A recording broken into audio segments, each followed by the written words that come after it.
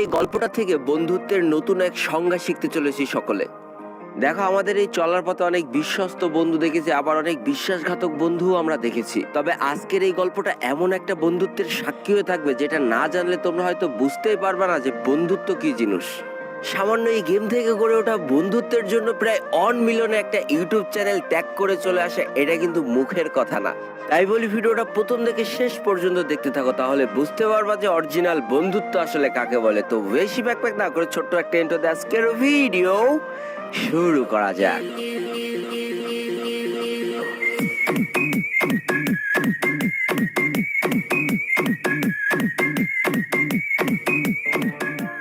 তো আজকের গল্পের মূল কাহিনী শুরু হয় মূলত 2019 সালের প্রথম দিক থেকে।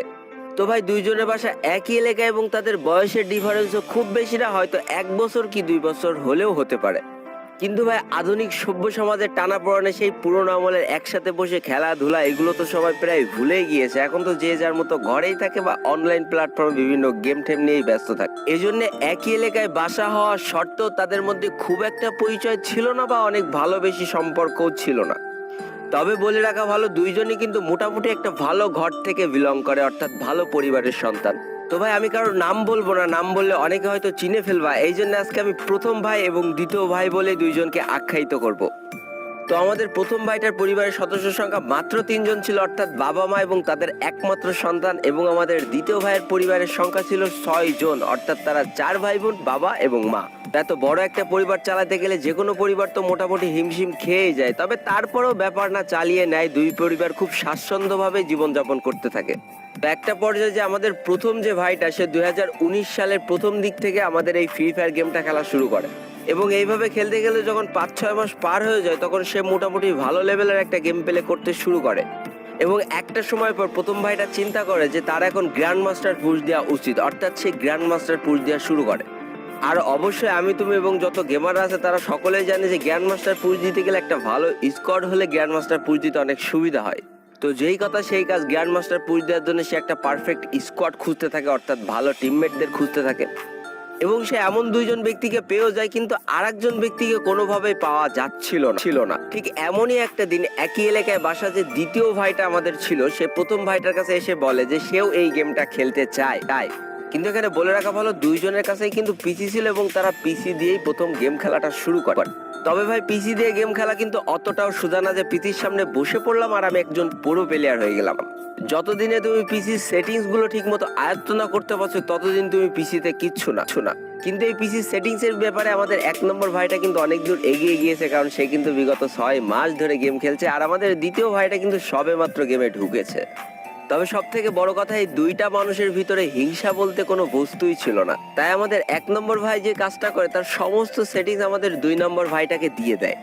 তবে ভাই, সেটিংসেই তো আর খেলা ভালো করে দেয় না, নিজের যোগ্যতাও থাকা লাগে। কিন্তু আমাদের 2 নম্বর ভাইটা একেবারেই গেমের ভিতরে নতুন। তবে আমাদের 1 নম্বর ভাইটা সবাইকে অবাক করে দিয়ে বাকি 3 জন টিমমেটের সাথে সেই নতুন ভাইটাকেও নিয়ে নেয় তাদের স্কোয়াডে গ্র্যান্ড মাস্টার পুশ করার জন্য। তবে সব থেকে বড় কথা, 2020 সালে সবার ইচ্ছা ছিল যে এই স্কোয়াডটা গ্র্যান্ড মাস্টার টপ অনে যাবে, কিন্তু দুর্ভাগ্য তো সেখান থেকেই শুরু। যতই হোক, স্কোয়াডে একজন দুর্বল প্লেয়ার নিয়ে অন্তত সেই আমলে গ্লোবালে টপ 1 ধরা যেত না। তাই তারা গ্র্যান্ড মাস্টার তো ঠিক উঠতে পেরেছিল, কিন্তু গ্লোবালে টপ ধরতে পারেনি। এটা তাদের সবার মনে একটা ক্ষোভ তৈরি করে। তাই তাদের স্কোয়াডে বাইরের যে 2টা টিমমেট ছিল, তারা 2 নম্বর ভাইটিকে বাদ দিয়ে দিতে বলে স্কোয়াড থেকে। 1 নম্বর ভাইটা কেন জানি না ওই দিন 2 নম্বর ভাইটার পক্ষ নিয়ে বলেছিল, না, আমি যদি গ্লোবালে উঠি তাহলে এই 2 নম্বর ভাইটাকে নিয়েই উঠবো, তাছাড়া আমি গ্লোবালে যেতে চাই না। আর এটার জন্য তখন তাদের স্কোয়াডটাও ভেঙে যায়। তবে একটা জিনিস কিন্তু মজবুত হয়েছিল, সেটা হচ্ছে এই 2 জনের বন্ধুত্ব। আর এবার তারা চিন্তা করে গ্লোবাল পুশ না, এবার তাদের নতুন কিছু করতে হবে। আর সেদিন থেকেই তারা 2 জন মিলে প্র্যাকটিস করা শুরু করে যে কিভাবে তাদের গেম প্লেটা ইমপ্রুভ করা যায়। কথা আছে না, তুমি যদি একটা কাজে লেগে থাকো তার সফলতা একদিন ঠিকই আসবে। আর যেই কাজটা সম্পূর্ণ হয় টানা 3টা বছর পরে 2022 সালে এসে। এই 3 বছরে তারা ম্যাপ ম্যাচ খেলা তো ঠিকই ভুলে গিয়েছিল, কিন্তু তারা নিজেদেরকে তৈরি করেছিল কাস্টমে একটা বিধ্বংসী প্লেয়ার হিসেবে। তারপরে তারা যখন দেখলো আস্তে আস্তে মোটামুটি সবাইকে তারা হারিয়ে দিতে পারছে, তখন তারা যে একটা ইউটিউব চ্যানেল ক্রিয়েট করে। আর ঠিক তাদের কপালটা খুলে যায় 2022 সালে মাঝামাঝি অবস্থান থেকে, কারণ ওই টাইমে কাস্টম খেলার ক্রেজটা ছিল সব থেকে বেশি ফ্রি ফায়ারের ভিতরে। অর্থাৎ 4 ভার্সেস 4, 1 ভার্সেস 1 এইগুলোর চাহিদা ছিল সেই সময় সব থেকে বেশি, আর তারা নিজেদেরকে তার জন্যই তৈরি করেছিল। তবে একটা কথা বলে রাখা ভালো, সবার কপাল আমার মতো ভালো নাও হইতে পারে যে 1 টাকা খরচ না করে ইউটিউবার হয়ে গেলাম। তো দ্বিতীয় ভাইটা যখন একটু একটু করে ইউটিউবে গ্রো করছিল তখন তার পিসির গ্রাফিক্স কার্ডটা নষ্ট হয়ে যায়। আর ভাই দ্বিতীয় ভাইটার বাসার লোক গেম প্লেটাকে খুব বেশি সাপোর্ট করতো না, তাই নতুন একটা গ্রাফিক্স কার্ড চাওয়ার ক্ষমতা তার ছিল না।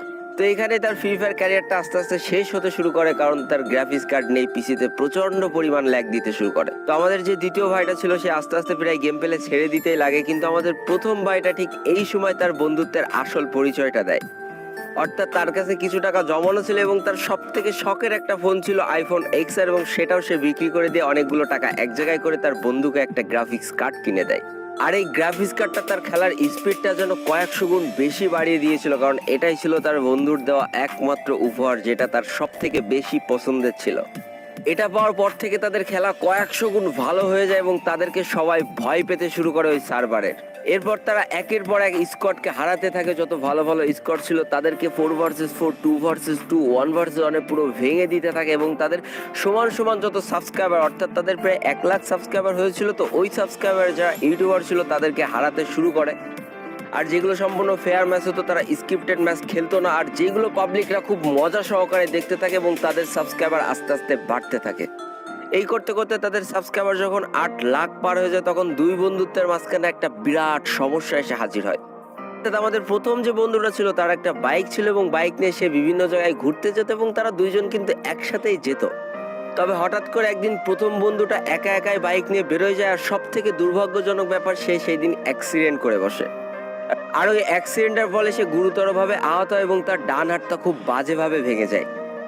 আর এই কারণটার জন্য আমাদের প্রথম ভাইটা গেম প্লে ছেড়ে দেয়, কারণ তার গেম প্লে করার আর কোনো সক্ষমতা ছিল না। আর সে ভিতর থেকে এতটাই ভেঙে পড়ে যে তার গেম আইডিটা অন্য কাউরে দিয়ে দেয়।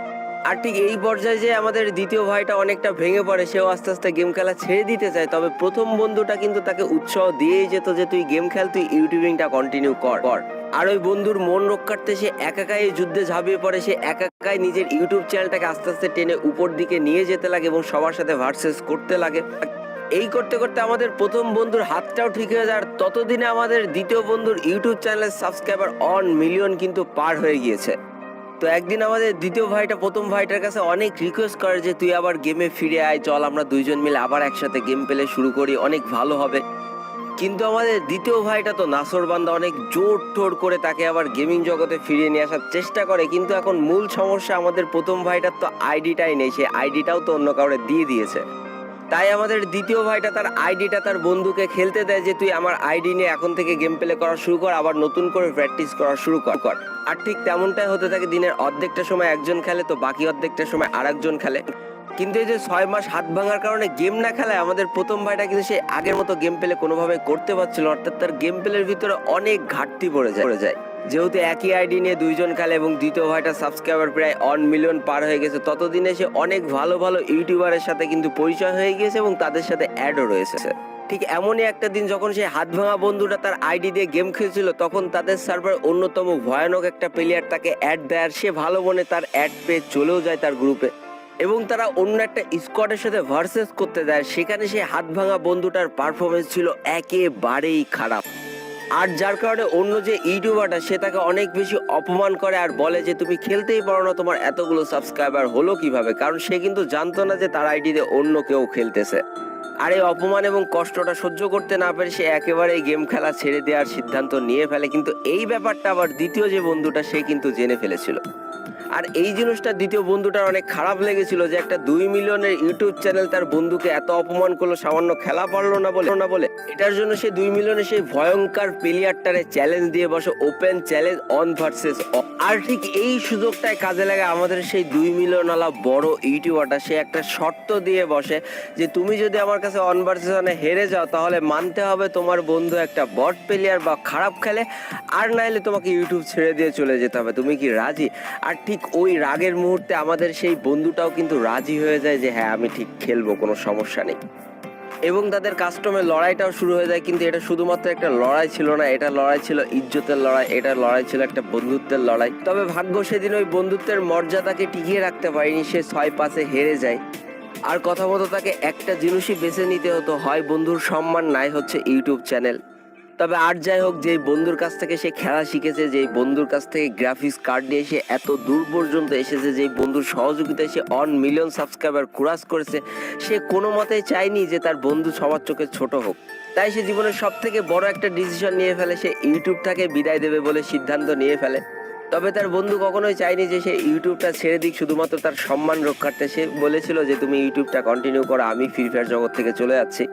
কিন্তু আরো একবার প্রমাণ করে দিল যে বন্ধুত্ব বলেও একটা সম্পর্ক আছে, যেটা পৃথিবীর সব থেকে সুন্দর একটা সম্পর্ক।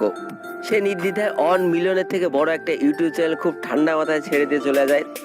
আর হয়তো সে কখনোই হারটাকে মেনে নিতেও পারবে না। সে বন্ধুত্বের সম্পর্কটা সবার উঁচু দেখানোর জন্য সে আর কখনো হয়তো ইউটিউবে ফিরে আসবেও না। যদি তাই আসতো তাহলে আজকে 2 বছর হইলেও একটা ভিডিও হইলেও সে আপলোড করতো।